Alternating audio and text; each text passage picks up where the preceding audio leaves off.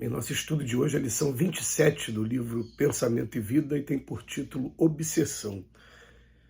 Observando-se a mediunidade como sintonia, a obsessão é o equilíbrio de forças inferiores retratando-se entre si.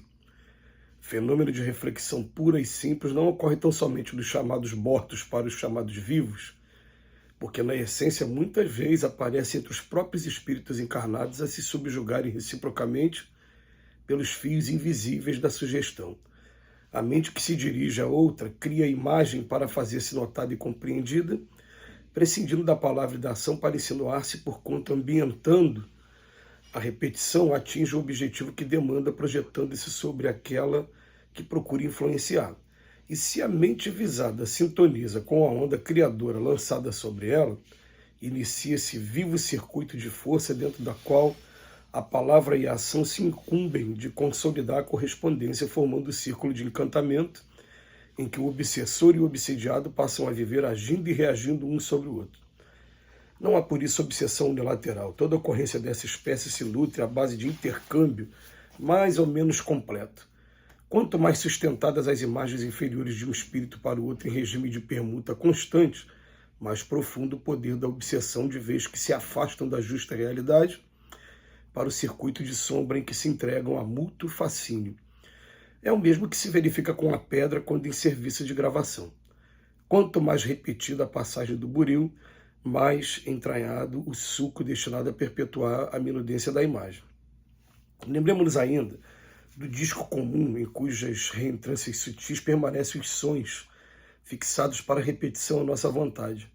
Muitas vezes a mente obsidiada se assemelha à chapa de ebonite arquivando ordens e avisos do obsessor, notadamente durante o sono habitual, quando liberamos os próprios reflexos sem o controle da nossa consciência de limiar, ordens e avisos que a pessoa obsessa atende de modo quase automático, qual instrumento passivo da energia magnética no cumprimento de sugestões pós-hipnóticas. Quanto mais nos rendamos a essa ou aquela ideia, no imo de nós mesmos, com maior força nos convertemos nela, a expressar-lhe os desígnios. É assim que se formam estranhos desequilíbrios que, em muitas circunstâncias, concretizam moléstia e desalento, aflição e loucura, quando não plasma a crueldade e a morte. Toda obsessão começa pelo debuxo vago do pensamento alheio que nos visita oculto. Hoje é um pingo de sombra, amanhã é linha firme, para depois fazer-se um painel vigoroso do qual assimilamos apelos infelizes que nos aprisionam em turbilhão de trevas. Urge, pois, que saibamos fugir desassombrados aos enganos da inércia, porque o espelho ocioso de nossa vida, em sombra, pode ser longamente viciado e detido pelas forças do mal que, nos vampirizando, estendem sobre nós outros as teias infernais da miséria e do crime. Dar novo pasto à mente pelo estudo que eleve, consagrar-se em paz ao serviço incessante é a fórmula ideal para libertar-se de todas as algemas, pois que, na aquisição de bênçãos para o espírito e no auxílio espontâneo à vida que nos cerca, refletiremos sempre a esfera superior, avançando por fim da cegueira mental para a divina luz da divina visão. É muito interessante essas abordagens em torno do tema obsessão, principalmente quando a gente tem várias fontes, porque a gente vai observar o seguinte: obsediar. Vamos pensar aqui numa coisa. Quando a gente, com os nossos pensamentos, influencia alguém, se a gente está influenciando para o bem, eles vão chamar só de uma boa influência, mas quando estiver influenciando para o mal, a gente vai chamar de obsessão. E isso vai ocorrer entre encarnados, duas pessoas que estão aqui na Terra, de desencarnado para encarnado, tá? De lá para cá, de encarnado para desencarnado e entre desencarnados. Todas as vezes que a gente está querendo influenciar alguém com o nosso pensamento, se esse pensamento for pernicioso, a gente está simplesmente participando de um processo de obsessão. E o Emmanuel usa uma frase aqui muito legal, ele fala assim: não há obsessão unilateral. Para ela acontecer, a outra mente recebeu o influxo daquela ideia, gostou daquela ideia mais ou menos no primeiro momento, ele assimilou, teve aprovação e daqui a pouco, de um tempo para outro, ele coloca para a gente, quanto mais sustentadas as imagens inferiores de um espírito para o outro, é maior, mais profundo o poder da obsessão. E tem um momento até que o Emmanuel usa aqui como exemplo, uma coisa que os jovens de hoje não conhecem mais.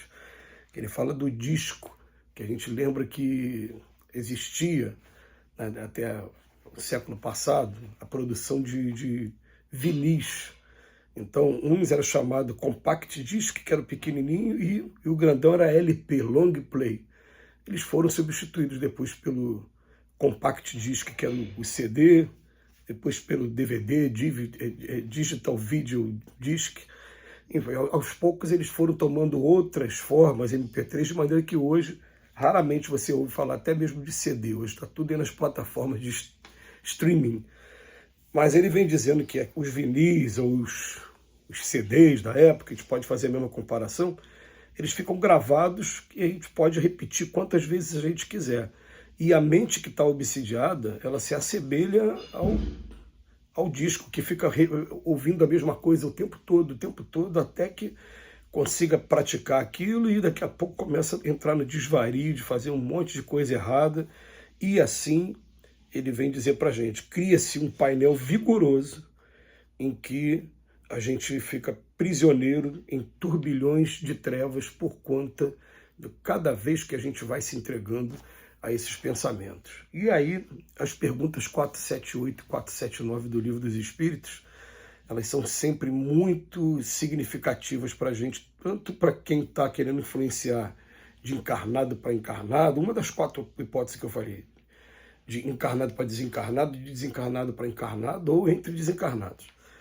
Como é que eu faço para fugir de uma obsessão? Cansar-lhes a paciência, mostrar que perdem tempo, em vendo que perdem tempo, eles desistem. 479. E a oração ajuda? Fala, a oração é sempre um poderoso auxílio, mas pode acreditar, Deus ajuda mais aqueles que agem do que aqueles que se limitam a repetir algumas palavras. Então, essas 2 perguntas são perguntas principais para a gente poder estudar a obsessão, e um dia a gente vai entender que dentro do estudo da obsessão está o amor e a inteligência do Pai, que ele coloca uns aos outros, nós mesmos, uns aos outros, para nos educarmos através das consequências das atitudes que a gente pratica. Porque a gente percebe, aquilo que a gente não tem mais sintonia alguma, afinidade nenhuma, não vai ser nunca objeto de obsessão. A obsessão só vai ser praticada onde a gente ainda tem brecha. E é por isso que ele termina dizendo aqui para a gente que dar novo pasto à mente pelo estudo. Quando a gente começa a estudar, conhecereis a verdade vos libertará, o estudo vai ser o principal responsável por libertar a nossa mente. E depois ele fala também ao estudo que é leve, consagrar-se à paz ao serviço incessante, que é o trabalho incessante. É a fórmula ideal para libertar-se de todas as algemas. Me lembro e trago isso como mantra, uma vez do Chico Xavier, falando para um rapaz assim, trabalha até o limite das suas forças, que você ocupando seu tempo com seu trabalho não vai dar tempo deles te alcançarem. Eu lembro disso com muito carinho, porque também recebi uma mensagem parecida com essa através do Dr. Herman, coisa de 15 anos atrás. Falou, continua trabalhando, meu filho, trabalhe o máximo que você puder, que aí você consegue desviar a sua mente desses propósitos inferiores que estão sendo trazidos para você. E é uma luta constante, porque a gente lembra, eu não vou lembrar qual é a pergunta agora, mas pouco antes da 478, 79, lá pela 460 alguma coisa, mas eles ficam como gato à espreita do rato. Porque em se tratando de obsessão vinda do desencarnado para a gente, eles estão vendo a gente não está vendo eles. E se eles quiserem, realmente eles vão ficar aqui o tempo todo só prestando atenção, esperando o momento nosso de deslize para vir com os pensamentos e depois ficar se divertindo, porque ele jogou a ideia, mas quem colocou a ideia na prática fui eu. Eu não posso me eximir nunca de dizer, colocar a culpa única e exclusivamente no obsessor, que é claro, vai ter a sua parcela de responsabilidade com relação à lei de causa e efeito também. Mas a gente tem que começar a pensar. O segredo da desobsessão está em mim. Eu parar de praticar algumas atitudes, eu estudar o Evangelho, reformar a minha vida, afinar toda a minha vida com o Evangelho de Jesus. Que Ele nos ajude hoje e sempre.